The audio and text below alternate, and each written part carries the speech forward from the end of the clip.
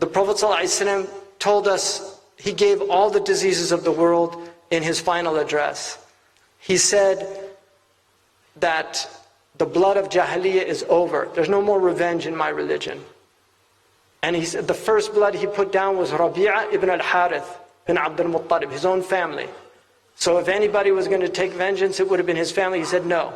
And then he said, so this Jahili hatred, it has to end. And in our tradition, we have the ability, and Dr. Al-Afifi, who's one of your muftis here, will confirm this. The Prophet ﷺ said that it was permitted for a Muslim to give security to anybody.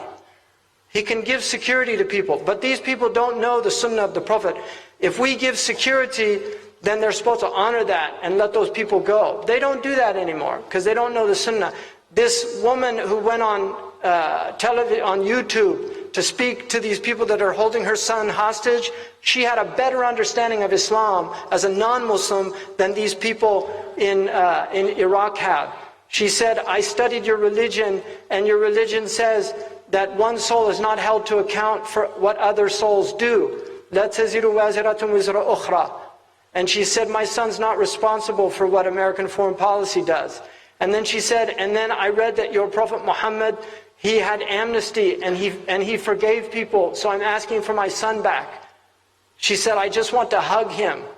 Now, that's one woman, and I know that Muslims have untold suffering. I know that.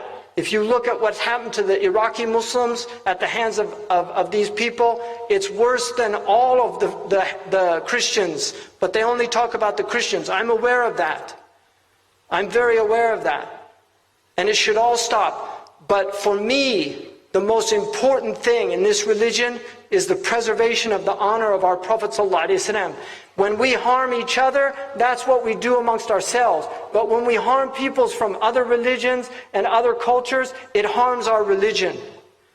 It harms our religion. And that's why it's so odious to me. All of it is bad. What the Jews in Israel have done to the Palestinians is heinous and condemnable. It's heinous and condemnable. But what Muslims who claim to be Muslims are doing to people in these places is, to me, more heinous. Because when an Israeli attacks a Muslim, it doesn't affect the religion of Islam.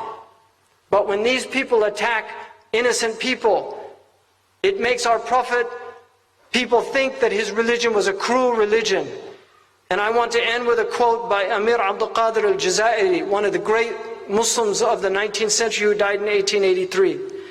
He said, when we think how few men of real religion there are, how small the numbers of defenders and champions of the truth, when one sees ignorant persons imagining that the principles of Islam are hardness, severity, extravagance, and barbarity, it is time to repeat these words.